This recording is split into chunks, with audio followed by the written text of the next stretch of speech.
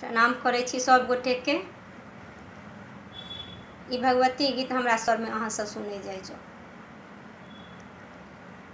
हे जननी अब किछु करिए उपाय, हे मैया अब किछु करिए उपाय।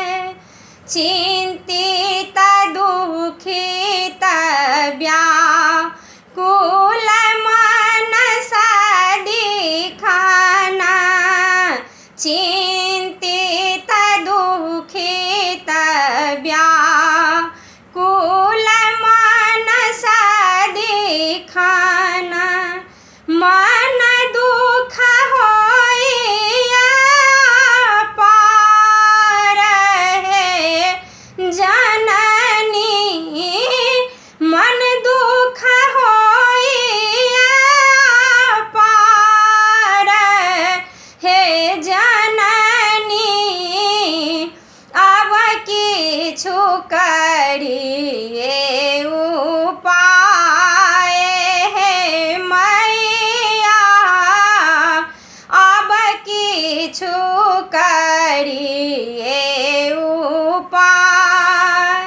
अक्षत लहए हम पूजा करै छी, अक्षत लहए हम पूजा करै छी, फूल चढ़ब सब दिन, हे जननी फूल चढ़ब सब दिन, हे जननी अब किछु करिए उपाय, हे मैया अब किछु करिए उपाय।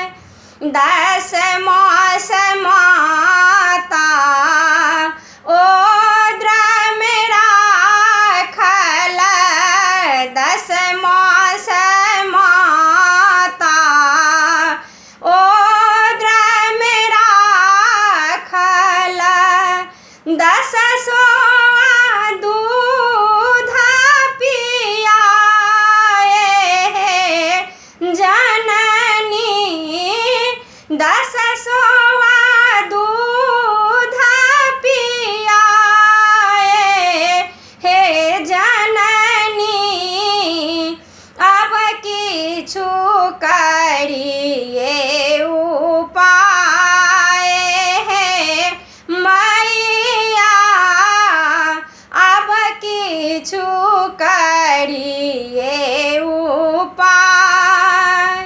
माता के सब पुत्र बराबर, माता के सब पुत्र बराबर, पंडित मूर्ख गवार, हे जननी पंडित मूर्ख गवार, हे जननी अब किछु करिए उपाय, हे मैया अब किछु करिए उपाय।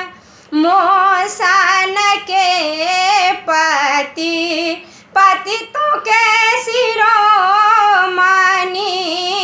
मोसन के पतितों के शिरोमणि, पतितों के सरदार, हे जननी पतितों के